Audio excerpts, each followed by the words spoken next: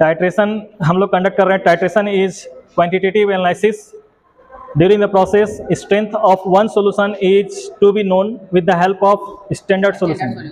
Standard solution is put into burette, and जिस solution का हम लोग का स्ट्रेंथ निकालना है उसको हम लोग पिपेट से खींच करके कॉनिकल फ्लास्क में रखेंगे और एक मेजर्ड वैल्यू से हम लोग लेंगे, और इस ब्यूरेट में जो रहता है उसको टाइट्रेंट कहते हैं, और जो हम जिसका स्ट्रेंथ निकालना चाहते हैं उसको टाइट्रेंट कहते हैं। Titrant and titrant. तो ब्यूरेट में क्या होगा? टाइट्रेंट, और ये जो है टाइट्रेंट होगा। एनालाइजर इसी को एनालाइज कर रहे हैं, लेकिन with the help of suitable indicator. और ये एसिड बेस्ड टाइट्रेशन है। एसिड बेस्ड टाइट्रेशन में इसमें हम पोटेशियम हाइड्रोक्साइड सॉल्यूशन बनाए। अभी आप लोग देखें कि पोटेशियम हाइड्रोक्साइड हम इसमें लिए। सॉल्यूशन बनाने के लिए हम लोग वाटर लिए 80 ml और उसमें 2.24 ग्राम KOH डाले, तो जिसके कारण हम लोग का सॉल्यूशन का स्ट्रेंथ आया 0.5 मोल पर लीटर। इसका मतलब है इस सॉल्यूशन का मोलरिटी कितना है? 0.5 मोल पर लीटर। और जो सॉल्यूशन ये है इसका मोलरिटी निकालना है। वॉल्यूम तो हम कंडक्ट कर सकते हैं, कैलकुलेट कर सकते हैं यहाँ से। यहाँ पे वॉल्यूम है और इसमें भी क्या है? वॉल्यूम है। तो इसका स्ट्रेंथ है m1 और इसका जो वॉल्यूम आएगा, जो हम इसको न्यूट्रलाइज करेंगे उस समय जो दिखेगा वो v1, और यहाँ जो हम ले रहे हैं वो v2, और जो स्ट्रेंथ आएगा उसका m2। तो फॉर्मूला क्या हो जाएगा? m2 v2 equal to m1 v1। इसका मतलब m2 इक्वल टू क्या हो जाएगा? m1 v1 divide by v2। इसी फॉर्मूला से हम लोग टाइट्रेशन करने वाले हैं। ये बेस है और इसमें हम डाले हुए हैं एसिड्स, और ये इसका स्ट्रेंथ क्या है उसको कैलकुलेट करना चाहते हैं।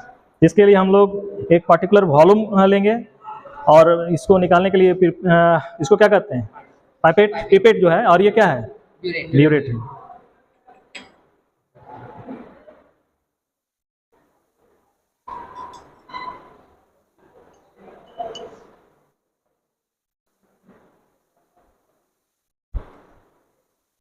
यहाँ 6 ml इसको जो है दिख जा रहा है, यहाँ से 1 ml है, 2 ml है, 3 ml, 4 ml। 4 ml हम लेना चाह रहे हैं।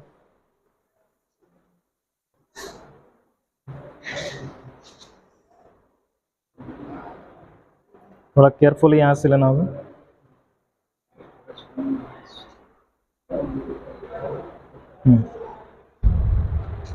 One ml, 2 ml, 3 ml and 4 ml।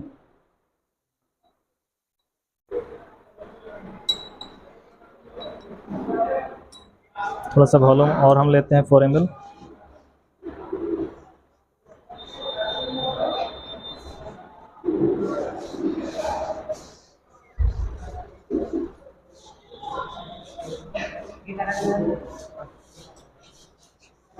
Four ml 8 ml।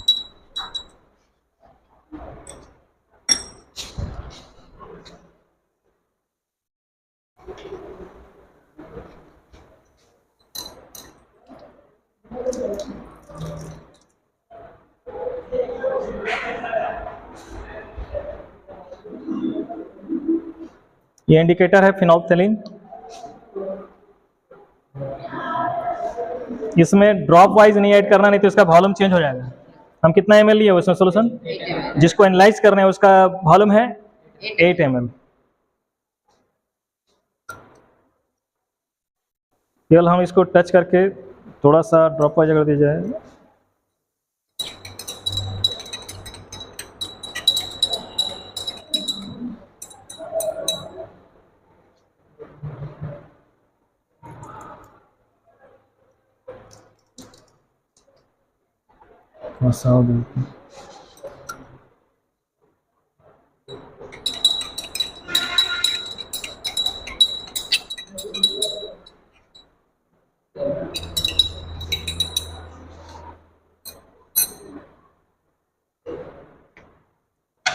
अब रीडिंग लेते हैं। स्टार्ट कहाँ से हो रहा है? इनिशियल वॉल्यूम हम लोग v1 मानेंगे, वो 0 है, और जहाँ पे न्यूट्रल पॉइंट आएगा वो हो जाएगा v2। तो चेंज हम लोग निकालते हैं, क्या निकालेंगे? हाँ, v2 minus v1।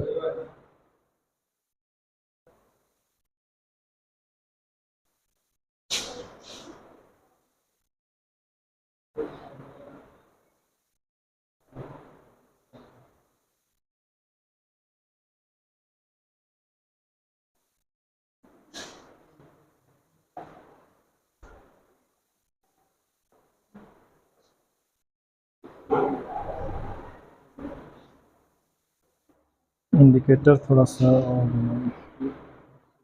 Glass rod का है। ठीक है।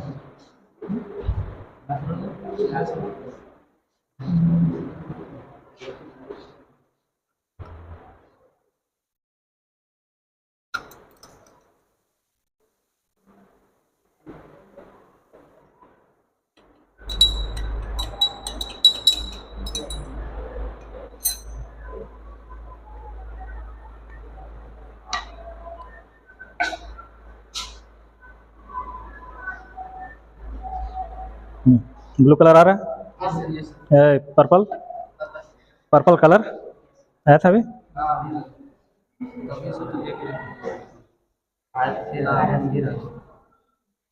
अब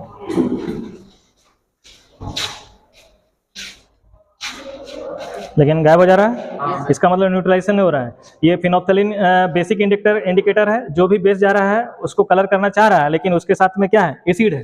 एसिड अपना प्रभाव दे रहा है और उसको न्यूट्रल, जब तक ये न्यूट्रल पॉइंट नहीं आएगा तब तक ये कलर गायब होते रहेगा। कलर मिल रहा है ना।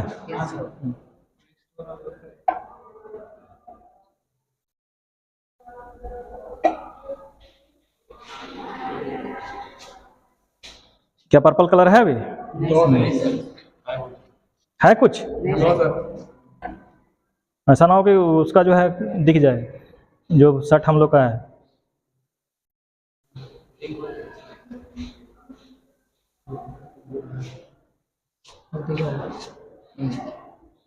गायब हो जाना चाहिए। ओहो, रीडिंग हम लोग का आ गया ना। तो यहाँ पे जो इस इनिशियल जो फाइनल रीडिंग आ रहा था वही रीडिंग इसका है। जैसे कि अब जो है इसका पर्पल कलर क्या हुआ, अब नहीं जाने वाला। तो पहले जो आया हुआ था वही इसका करेक्ट रीडिंग है। अब हम लोग जो है इसके रीडिंग को देखने के लिए पहले इनिशियल वॉल्यूम कौन सा था, 0 था, और फाइनल वॉल्यूम किस में आया, 2 पॉइंट कितना है, ये डिवीजन है इसमें 1 2 3 4 5 6 7 10 डिवीजन है, तो 2.3। और अगर ये यहाँ पे जो मेस्कस देता है, जो कनकेव आ रहा है, उसको देखने के लिए हम लोग ब्लैक कलर का, तो ब्लैक कलर है, ब्लैक कलर का पेपर भी हम यूज कर सकते हैं। ब्लैक कलर कहीं ये, इसको हम लोग यूज कर सकते हैं ब्लैक कलर, इस तरह से देखने के लिए यहाँ पे दिख रहा है। तो वैसे भी हम लोग को देखना होगा केयरफुली। यहाँ पे कितना है फाइनल रीडिंग, 2.2 या 2.3 होगा, 2.2। अब फिर से हम जो है फ्रेश रीडिंग लेना चाहते हैं कि नहीं, अब हम जो है एक और रीडिंग लेना चाहते हैं। आप लोग इसको नोट कर लीजिएगा, एक आदमी कम से कम नोट कीजिए कि इनिशियल वॉल्यूम कितना था, 0, और फाइनल वॉल्यूम कितना था। इसका टेबल बनाने के लिए सिखाएंगे कि किस तरह से हम लोग इसको जो है टेबल के रूप में देंगे। अब इस सोल्यूशन को फिर हम क्या करें, ये तो सोल्यूशन हम रीडिंग ये कर लिए हैं, अब इसको हम हटा देते हैं।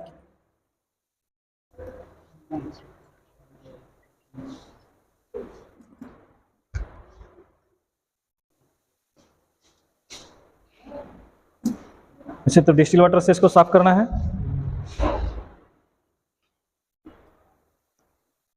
ब्यूरेट, सॉरी पिपेट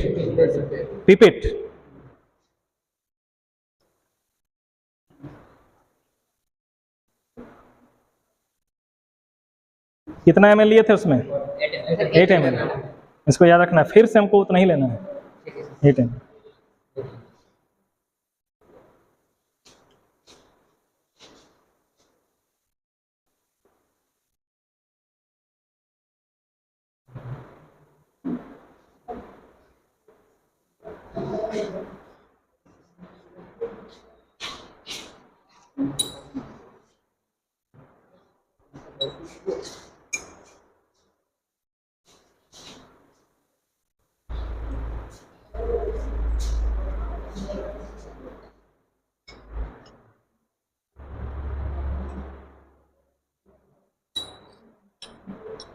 अब फिर इसमें क्या ऐड करना है, फिनोप्थलीन। उसको क्या बोलते हैं, इंडिकेटर। कौन सा इंडिकेटर है ये, एसिड या बेस, ये बेसिक, बेस को डिटेक्ट करता है ना फिनोप्थलीन, बेसिक इंडिकेटर है। तो अभी हम अगर जैसे एसिड में डाल रहे हैं तो क्या इसका कलर दिखा रहा है क्या, नहीं। इसका मतलब एसिड में ये कलर नहीं दिखाएगा, तो किस में दिखाएगा, बेस में दिखाएगा। और वहाँ बेस हम लोग इससे ला रहे हैं, कौन सा बेस है इसमें, कौन सा बेस इसमें डाले हुए हैं सर ये इसमें कौन सा बेस अभी हम सॉल्यूशन डिजोल्व किए? Potassium hydroxide. Very good, potassium hydroxide. Potassium hydroxide का मोलर मास क्या हुआ? 56 ग्राम पर 56 ग्राम पर मोल।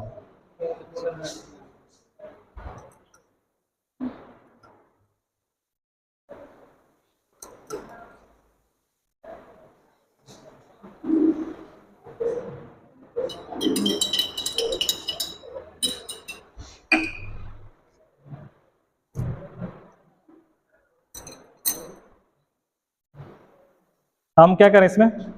अगले प्रोसेस में क्या होगा? ये मेरा इनिशियल वॉल्यूम होगा जो 2.2 है। अब हम इसमें ड्रॉप वाइज ड्रॉप उसको ऐड करेंगे। क्या पर्पल कलर आ रहा है? आ रहा है, लेकिन फिर क्या हो रहा है? वैनिश हो जा रहा है। इसका मतलब न्यूट्रल पॉइंट अभी नहीं आया।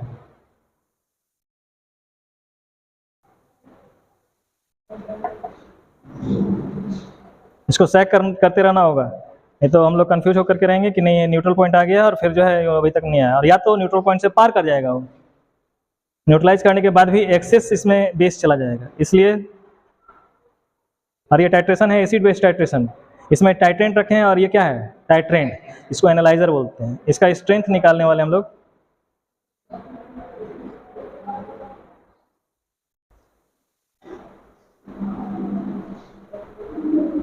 पर्पल कलर आ रहा है, दिख रहा है तुम लोग?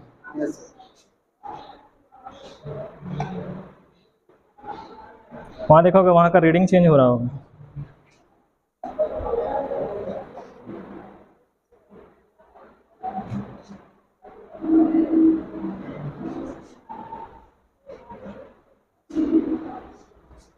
जो एंड पॉइंट है उसके बाद ये पर्पल कलर फिर नहीं जाएगा, लगातार बना रहेगा, वही एंड पॉइंट होगा इसका। आ गया एंड पॉइंट आ गया, एंड पॉइंट आ गया। उसका रीडिंग कितना है? इसका रीडिंग 4 पॉइंट ना हुआ, 4 पॉइंट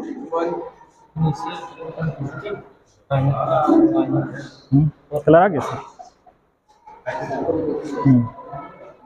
अभी भी गायब हो गया, तो अभी भी एंड नहीं, एंड पॉइंट नहीं आया है।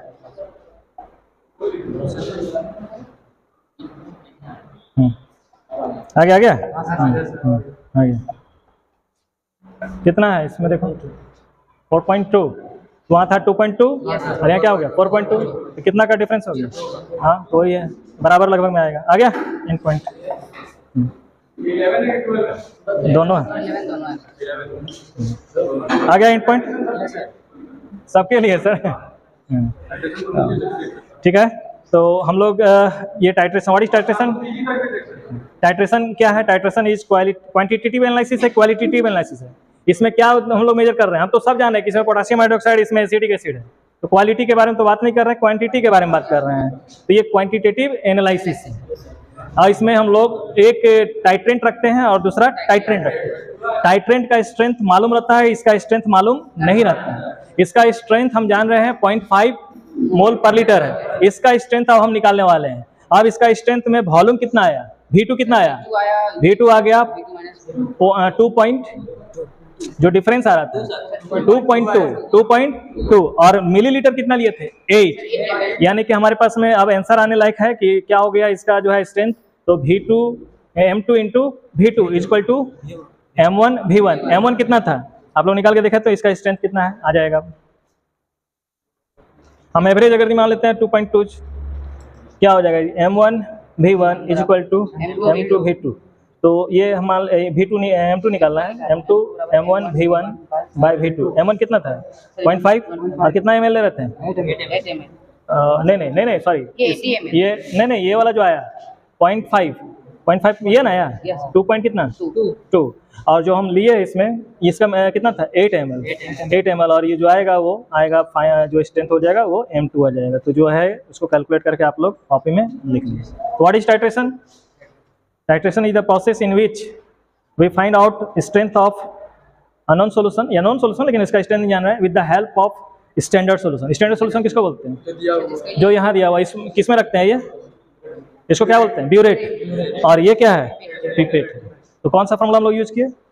M1V1 = M2V2। यहाँ पे जो एसिटिक एसिड है उसका बेसिसिटी 1 है, और जो पोटासियम हाइड्रोक्साइड लिए हैं इसका एसिडिटी भी 1 है। यदि एसिडिटी और बेसिसिटी चेंज रहता है तो हम लोग फैक्टर देते हैं, तो फैक्टर जो है, फैक्टर का यूज नहीं है, फैक्टर का वैल्यू है 1। ये हो गया टाइट्रेशन। आइए सर, तो हम लोग कौन से स्कूल में हैं?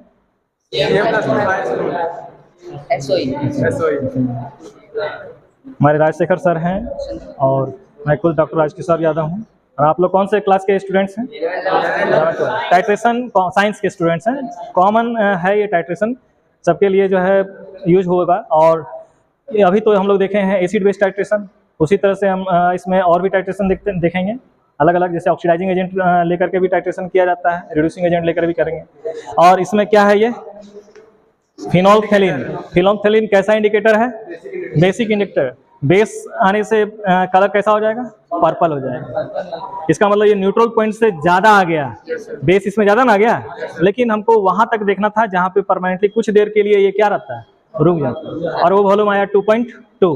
और फिर से अगर करना हो तो, अगर करना चाहते हैं आप लोग फिर से, तो फिर से आप करिए। ठीक है, तो इसको क्या कर देते हैं?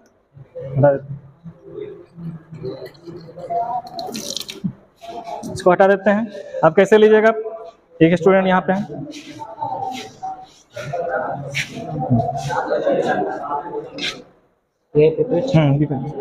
इसमें 2 बार 4-4 ml डालना। हाँ 4-4 ml। 4-4 ml का मतलब यहाँ 6 पॉइंट पे जो है, 6 पे जो रीडिंग आएगा ना, उतना ही रखना।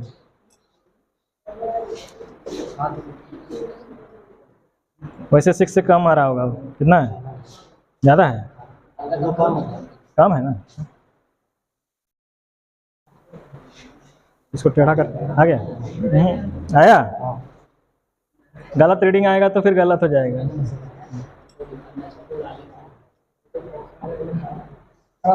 आराम से। कहाँ तक है? 6 तक आ रहा है। कहाँ 6? दो। ठीक, ठीक है, वेरी गुड। अब इसमें हम कितना ml दिए? 8 ml। अब हम लोग इंडिकेटर फिनोल्फथेलिन उससे ग्लास रॉड से हम लोग इसलिए ले रहे हैं क्योंकि वॉल्यूम चेंज ना हो। जैसे एक ड्रॉप दे देंगे तो वॉल्यूम तो चेंज हो जाएगा, इसलिए हम लोग किससे यूज करते हैं? ग्लास।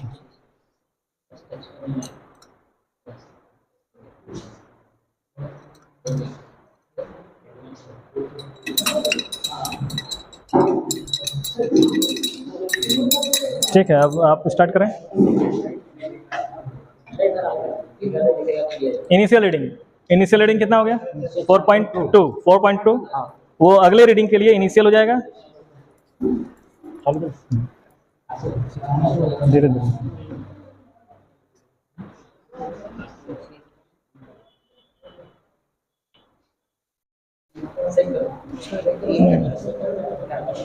पर्पल आना चाहिए।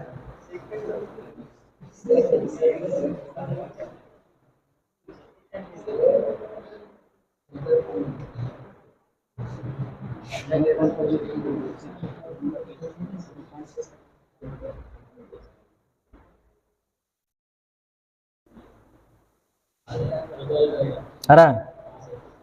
पर्पल कलर आया? थोड़ा थोड़ा ही आएगा क्योंकि इंडिकेटर